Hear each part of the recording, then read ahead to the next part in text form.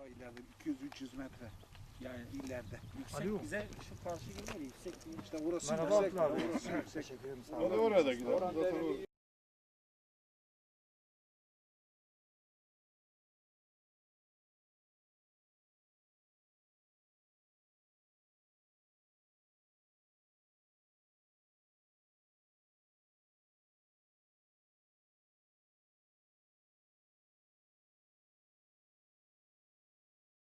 Türkiye'nin en büyük gölü olan Atatürk Barajı bünyesinde birkaç ilçeyi barındırıyor. İlçeler arası ulaşımı ve tarihi alanları, gezi alanlarına ulaşımı için tekne, gemi veya feribotların yanaşma yerlerine ihtiyaç vardır.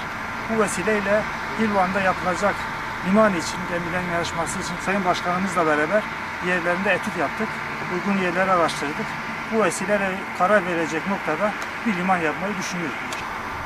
Büyükşehir Belediye Başkanımızla beraber Hilvan'la ilgili konuları görüşürken 5 yıldan beri bir iskele projemiz vardı.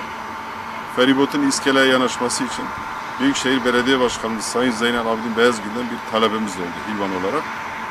Bugün de sağ olsun Ulaşım Daire Başkanı Can Bey ekip olarak Büyükşehir göndermiş. Ben meclis üyelerimiz ve İmar Müdürümüzle beraber Hoşil mahallemize geldik. Burada Atatürk Barajı ödesinde bir feribotun iskeleye yanaşması için bir liman yeri arayışımız var.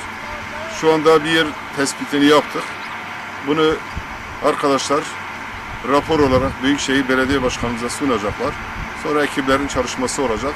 Uygun olursa Hilvan'ımızı da Takoran Vadisi, Gerger, karşı taraf Samsat, Kahta, aynı zamanda Bozova hem inanç turizmi olur hem tarihi turizm olur burada. Çünkü burada Hoşil mahallemizde şu anda yarısı su altında kalmış kilise de var, mağaralar var. Daha önce insanlar buralarda yaşamışlar.